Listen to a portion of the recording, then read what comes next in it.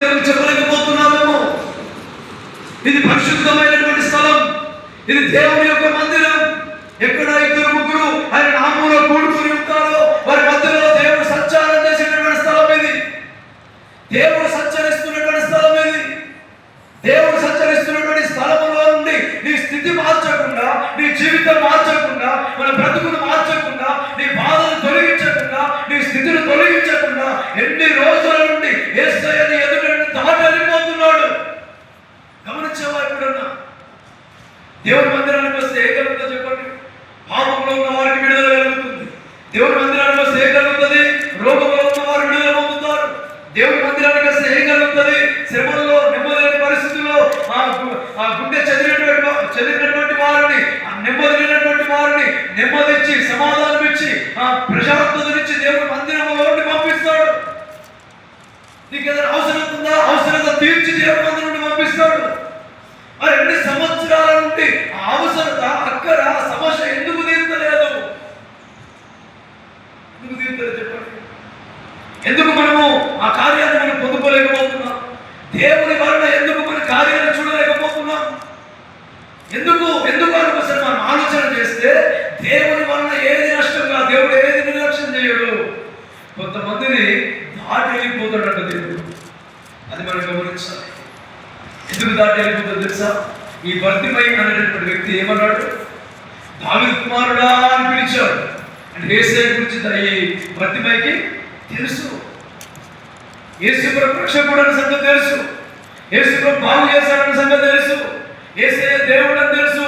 దావీదు కుమారుడు అని పిలుస్తున్నాడంటే ప్రవచనం కూడా తెలుసు ఆయనకు. అన్ని తెలిసినాడు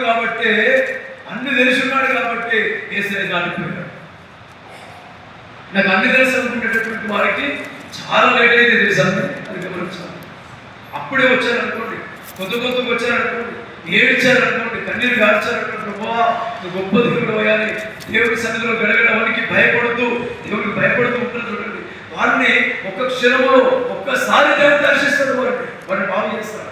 సంవత్సరాలు గడిచిపోయారు. కొంతమంది వచ్చి 10 సంవత్సరాలు, 15 సంవత్సరాలు, 20 సంవత్సరాలు గడుస్తుంది చూడండి. వారికి అద్భుతాలు ఏం జరగవు. ఏం అద్భుతాలు జరగవు? ఎందుకో తెలుసా? మా ప్రభువుకు తెలుసు, యేసయ్య మాకు తెలుసు, యేసయ్య మా దేవుడు, ఆయన గొప్ప దేవుడు మాకు తెలుసులే, ఆయన వస్తాం, ఆరాధన చేస్తాం, పాడతాం, వెళ్ళిపోతాం, మాకు తెలుసులే అన్న దూరంలో ఉంటారు. వీళ్ళు అటువంటి పరిస్థితుల్లో ఉంటారు. వీరికి ఎప్పుడు అద్భుతం జరగదు. వీరిని ఎప్పుడు దేవుడు దర్శించాడు. ఈ బర్తిమై అనేవాడు యేసయ్య గురించి తెలుసుకున్నవాడే, యేసయ్య గురించి ఎరిగినటువంటి వాడే, యేసయ్య దావీదు కుమారుడని ఎరిగినటువంటి వాడే కనుక ఈ బర్తిమై అనే గుడ్డివాడిని దేవుడు దాటి వెళ్ళిపోతున్నాడంట. అర్థమవుతున్న విషయం గమనించండి. దాటి వెళ్ళిపోతున్నాడంట.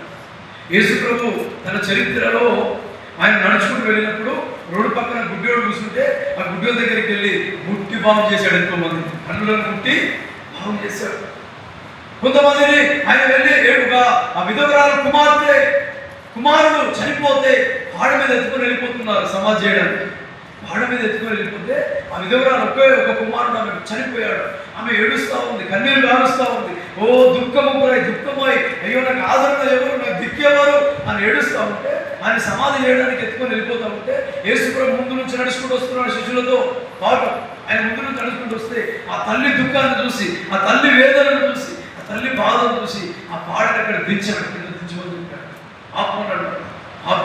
ఆపిన తర్వాత ఆ పాడని ముట్టగానే ఆ చనిపోయిన కుమారుడు లేచి కూర్చున్నాడు అంట. దేవుడికి తనంతట తాను వెళ్ళి బాగు చేశాడు చాలా మందిని. తనంతట తాను వెళ్ళి వారి మీద కనికరపడి బాగు చేశాడు చాలా మందిని. కానీ ఈ బర్తిమై గుడ్డివాడిని మాత్రం దాటేసి వెళ్ళిపోతున్నాడు. ఎందుకు చెప్పండి? ఎందుకు వెళ్ళిపోతున్నాడు? పిలిచి దాటాగలేడు. ఎందుకు? కొందరు జీవితాలు అట్లనే ఉంటాయి.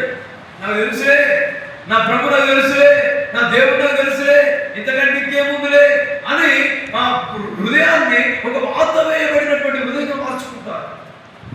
దేవుడి సన్నిధిని భయభక్తులు లేకుండా నిర్లక్ష్యంతో జీవించేటటువంటి వారు చాలా మంది కనబడతారు.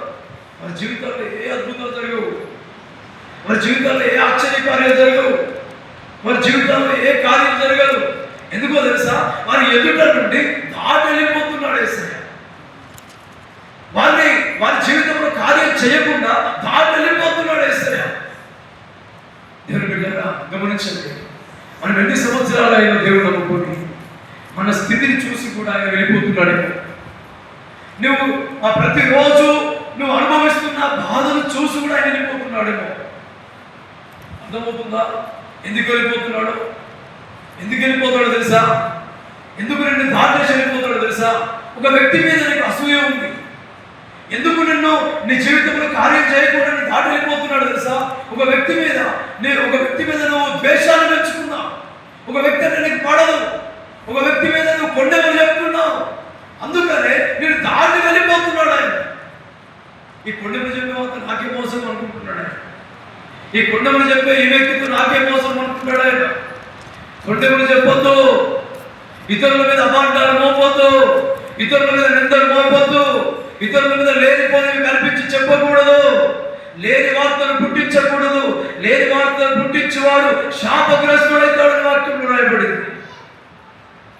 ఒక వ్యక్తి మీద లేనిపోని విషయాలు మాట్లాడద్దు. అప్పుడు ఏమైతుంది తెలుసా? నువ్వు హృదయాన్ని బండ చేసుకున్నావు. హృదయం అంతా మోడు బారిపోయింది. ఇటువంటి వ్యక్తితో నాకే మోసం అనుకుంటాడు ఆయన. విరిగి నలిగిన హృదయం కలిగినటువంటి వారిని ఏమాత్రము దేవుడు ఆలక్ష్యం చేయడు. దేవునికి స్తోత్రం.